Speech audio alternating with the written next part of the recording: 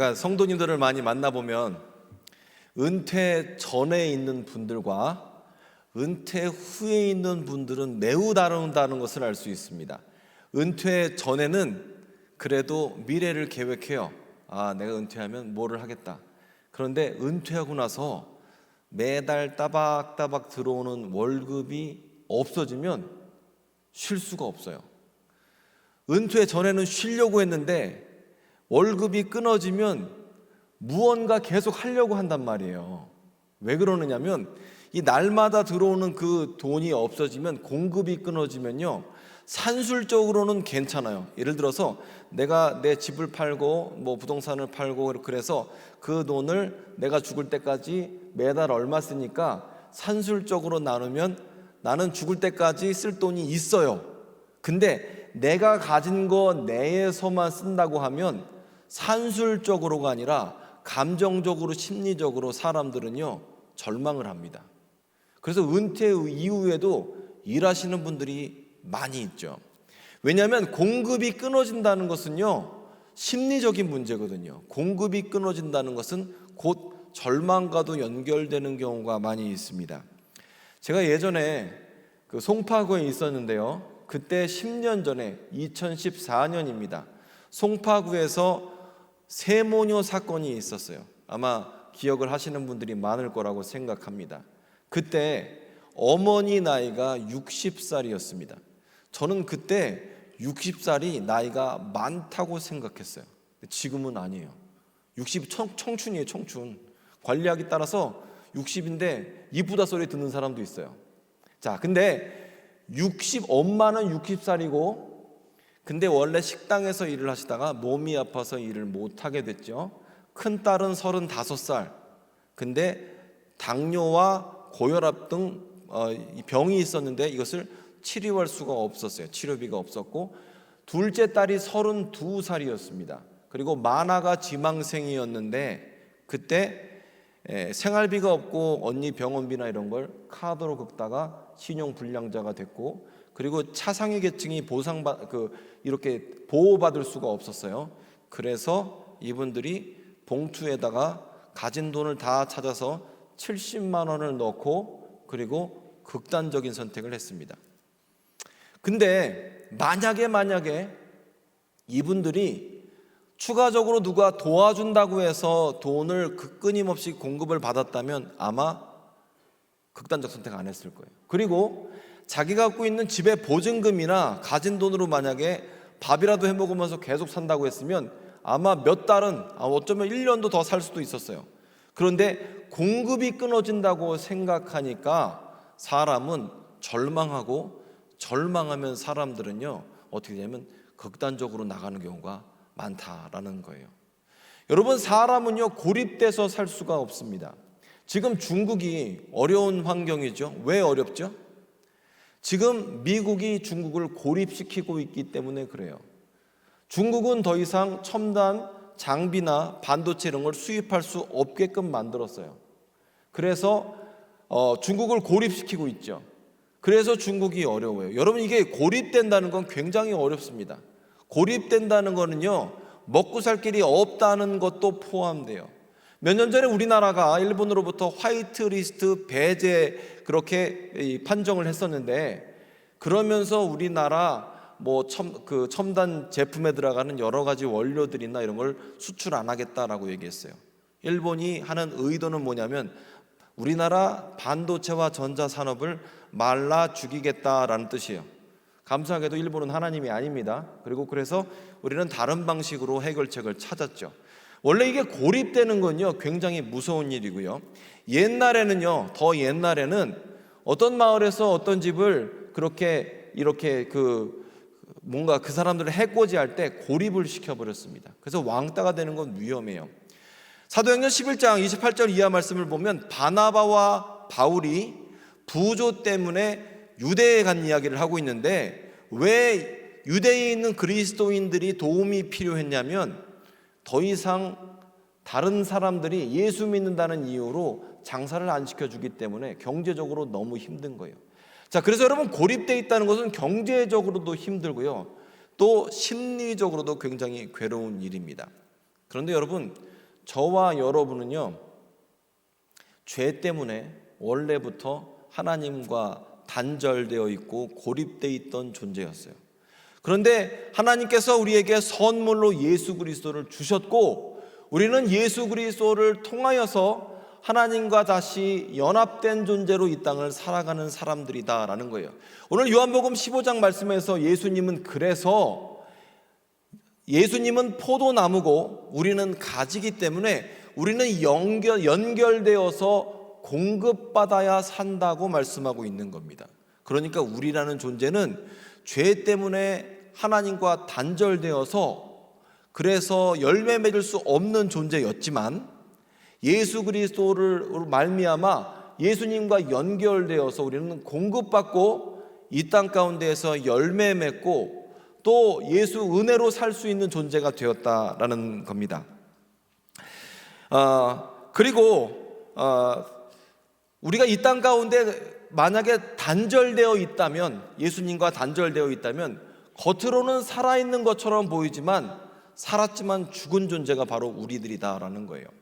자, 앞에 이 꽃꽂이가 있습니다. 예쁘죠? 예쁘죠? 네, 예뻐요. 이거 하시는 권사님들이 이거 날마다 이거 하고 계세요. 이거 예쁩니다. 근데 어떨 때 보면 이 키가 너무 올라와갖고 가끔 가려 이렇게. 그래서 좀 키 좀 낮춰주라고 그럴 때 부탁을 드릴 때가 있는데 얘가 예쁩니다. 자, 그러면 얘가, 이 꽃꽂이가 살았어요, 죽었어요? 얘 참고로 생화입니다. 생화. 얘 살았어요, 죽었어요? 꽃꽂이 살았어요? 확실해요? 점점 이게 조용해져요. 살아있죠. 장모님 감사합니다. 저는 죽었다고 생각해요. 왜냐, 얘가 살아있으면 다음 주에 얘가 계속 살아있어야 되는데 다음 주 되면 얘가 다른 걸로 교체가 되거든요. 얘가 살아있으면 다음 대로 교체될 일이 없겠죠. 왜냐, 계속 꽃을 피우고 있을 테니까. 그런데 얘는 살아있는 것처럼 보이지만 죽었습니다. 왜요? 뿌리가 잘려있기 때문에 그래요. 저와 여러분이 마찬가지다라는 거예요. 생명의 근원 되신 하나님과 연결되어 있던 우리가 죄로 말미암아 단절되어서 겉으로는 살아있는 것처럼 보이지만 우리는 절망적 존재로 이 땅을 살아가요. 아담과 하와 이후로 죄를 짓고 인간에게 허락된 것은 엉겅퀴가 허락되었고 힘든 노동이 허락되었어요. 우리는 이것을 해야지만 먹고 사는데 그나마도 쉽지 않은 게 우리의 인생이다라는 거예요. 그런데 하나님께서 그 아들 예수 그리스도를 우리에게 선물로 주셔서 누구든지 예수 믿으면 예수로 말미암아 하나님과 다시 연합한 존재가 된다, 하나님과 연결된 존재가 된다라는 거예요. 더 이상 절망적 존재, 죄와 사망의 권세에 있는 것이 아니라 영원 천국과 하나님의 자녀됨의 권세가 우리 가운데 있다라는 겁니다. 아멘. 제가 이번 주에 설교 준비를 하다가 이 교회 앞에 개를 끌고 다니면서 산책을 하면서 이런 생각을 했어요. 예수님만이 우리 삶의 유일한 구원의 방법이다. 아멘. 예수님만이 우리 삶의 유일한 구원의 방법이에요. 예수 천국, 불신 지옥입니다. 저는 이 배타적인 기독교의 진리를 믿는 사람이고 혼자서 그런 생각을 해봤어요.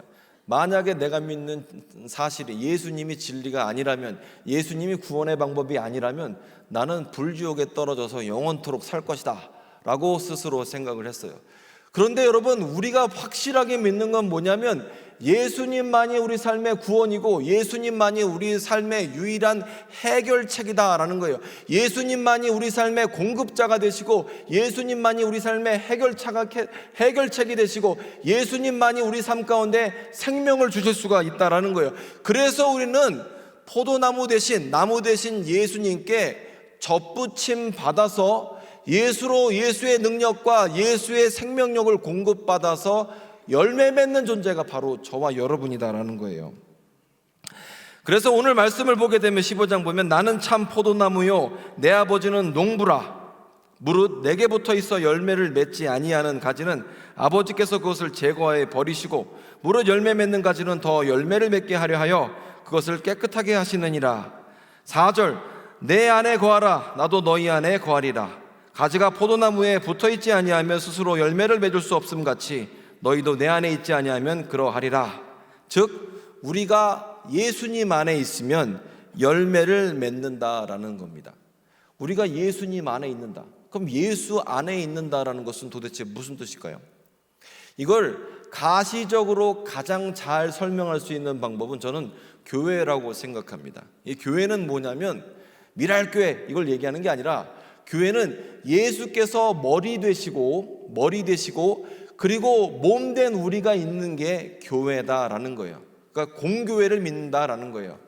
자, 길 가다 보면은 삼성전자 대리점이 있고 LG전자 대리점이 있죠. LG전자는 한 개고 삼성전자도 한 개입니다. 거기 있는 대리점들은요, 그거는 거기서 딸린 어떻게 보면 오피스 같은 거고 전자는 하나밖에 없어요. 마찬가지로 미랄교회도 예수께서 머리 되신 그 교회의 하나지. 즉 우리가 예수 안에 있다라는 것은 이 교회, 거룩한 공교회 안에 우리가 있다는 것을 얘기하는 겁니다. 그래서 가장 잘 설명할 수 있는 방법, 내가 예수님 안에 있다라는 것은 몸된 교회 안에 있는 것이다 라고 말할 수 있어요. 이게 해석되기 어렵다면 반대로 생각하시면 됩니다. 교회 밖에서 예수님 안에 있을 수 있을까?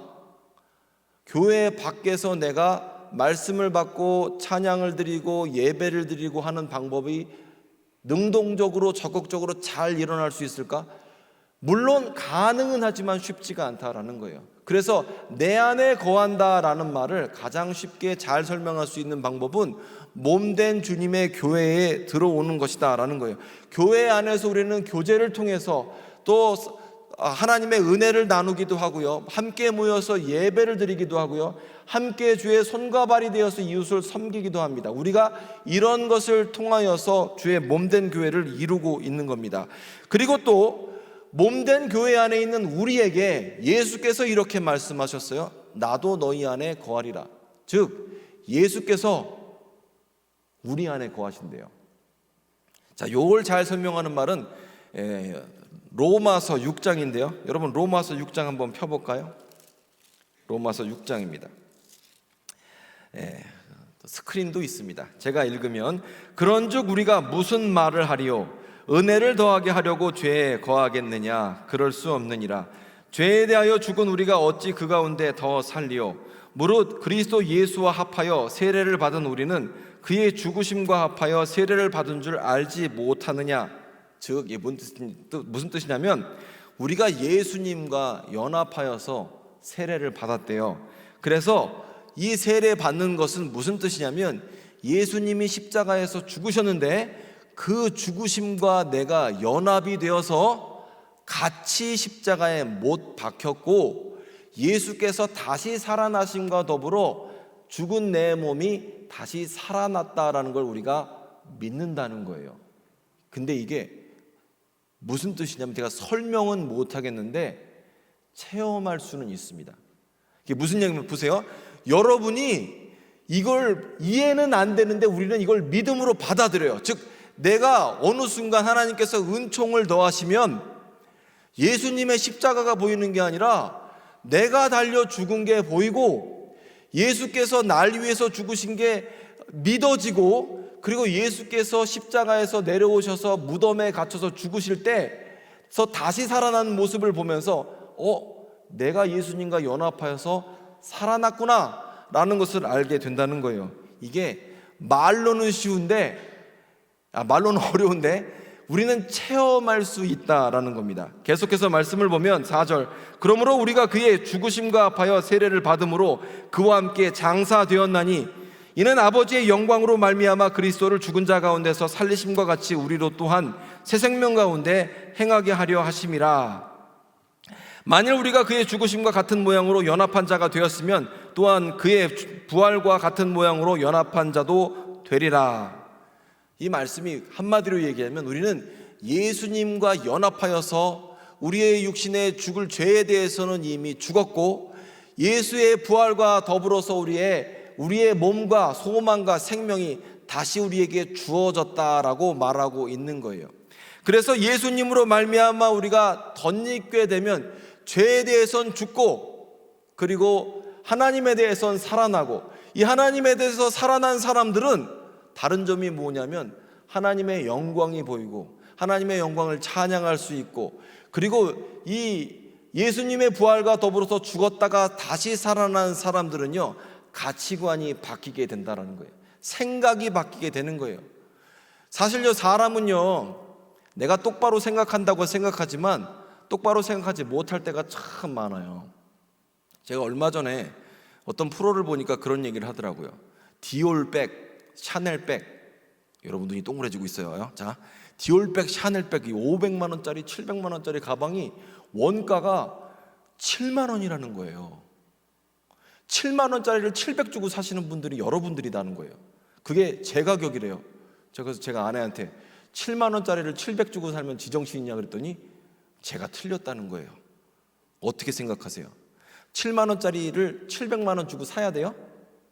근데 우리는 가격표가 700으로 붙어 있으면 700만 원이 아니라 1000만 원 주고도 그걸 삽니다. 원래는 7만 원짜리를.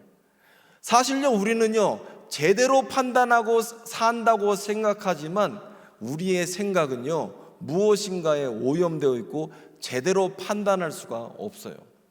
제가 금요 심야기도 때 설교 시간에도 말씀드린 내용인데요, 제가 아내가 한 달 동안 미국에 갔다 왔잖아요. 갔다 와서 이런 얘기를 하더라고요. 자기 오빠 친구 조지라는 사람이 있어요. 조지. 그러니까 처남 친구가 무슨 일을 하냐면 보이스 피싱 방지하는 프로그램을 만든대요.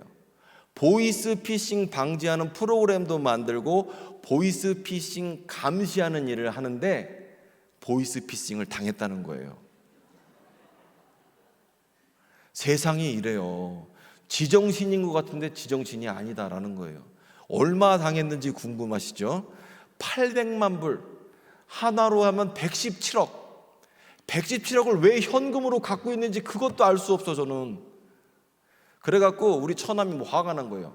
아니, 사실 조지라는 사람이 굉장히 구두쇠라서 넷플릭스 어카운트도 없어요. 그래서 자기 친구에다가 끼어들어갖고 가족처럼 끼어들어서 그렇게 보는 사람인데 3, 4만 원이 아까운 사람이에요, 이 사람은. 근데 117억을 한번 보지도 못한 사람한테 송금을 한 거예요. 그래갖고 저 혼자 부자 되려고 해갖고 저 돈 다 날렸다고 자기한테 얘기했으면 내가 그거 보이스피싱이니까 하지 못하게 말렸을 건데, 참 신기한 게 사람은요, 혼자 부자 되려다가 쫄딱 망하는 사람 되게 많아요. 근데 여러분, 제가 드리고 싶은 말은 뭐냐면, 우리가 제정신인 것 같아 보이지만 터무니없는 것을 비싸게 주고 사고, 무언가 아무것도 없는 것에 자기 평생 20, 30년 모아두었던 돈을 다 투자하기도 하는 게 우리예요.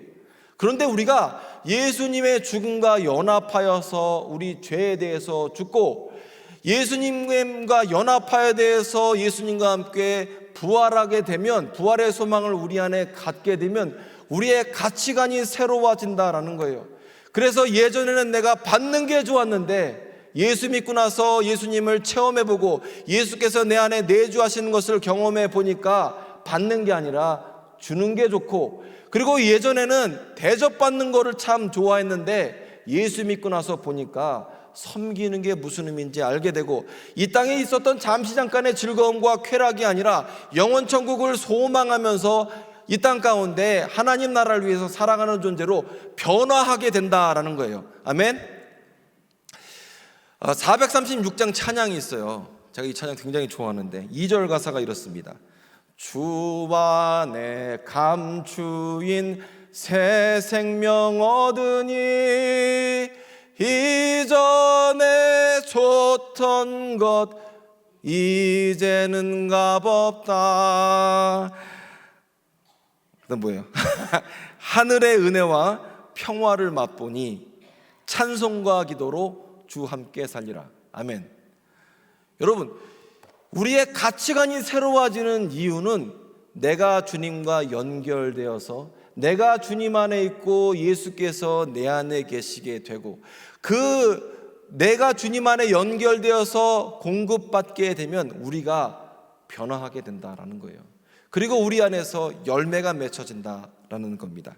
자, 그런데 여기서 고급 코스 하나를 더 올라간다면, 보시면 오늘 15장을 우리가 말씀을 봤는데 요한복음 13장부터는 사실상 예수님께서 유언하는 것과 같습니다. 왜냐하면 13장에서 예수께서 성만찬을 하시고 그리고 예수께서 세족식을 하시고, 그리고 14장에서 보혜사 성령님을 말씀을 하십니다.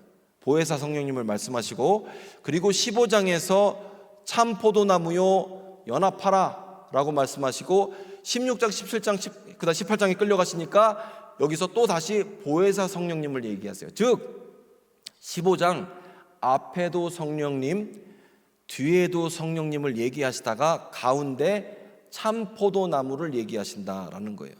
사실 맞아요, 여러분. 저와 여러분은 성령님이 아니면 예수님을 만날 수도 교제할 수도 없습니다. 우리는 성령 하나님을 통해서 그리스도의 영이신, 예수의 영이신 성령님을 통하여 하나님을 체험하고 경험하고요, 그리고 성령 하나님을 통하여서 예수님을 만나고 교제하고, 성령 하나님이 아니면 우리는 사실 이 자리에 앉아 있어도 예배에는 나왔지만, 예전에는 참여하지만 우리는 그리스도인이 아닙니다. 그렇죠?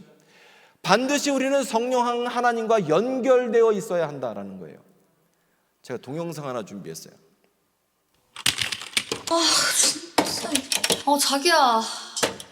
아니 컴퓨터가 안 켜져. 콘센트 잘 꼽혀 있는데 그래? 아니 어제까지만 있는데 왜 이러지? 일단 콘센트 잘 꼽혀 있는지 확인을 해봐. 나 과제 제출 시간 얼마 안 남았는데. 그러니까 콘센트 잘 꼽혀 지금 있냐고. 컴퓨터 안에 과제가 다 있는데 과제 제출 어떻게 해야 되지? 그러니까 전화. 아니 이거 왜 안 되는 거야 진짜. 콘센트 잘 꼽혀 있냐고. 뭐라고? 콘센트 잘 꼽혀 있냐고. 콘센트 갑자기 왜? 아니 전원이 안 들어온 다음에 콘센트가 잘 꼽혀 있는지 확인을 해야 될 거 아니야. 빠졌을 수도 있잖아. 난 건드린 적이 없어. 아니 자기가 건들든 안 건들든 이게 자연스럽게 빠졌을 수도 있다니까. 근데 그러니까 콘센트를 잘 꼽았냐고 확인을 해보라니까. 꽂혀 있어. 본체 뒤에 선까지 잘 확인했어. 근데 지금 혹시 짜증나? 아니 짜증날 거면 안 알려줘도 돼. 그냥 알려주면 되지 왜 짜증을 내? 내가 짜증내서 미안하고 우선 과제 제출을 해야 되니까 콘센트 뺐다 껴봐.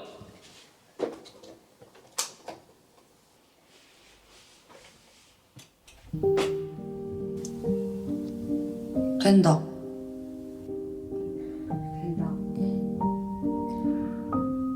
다행이네.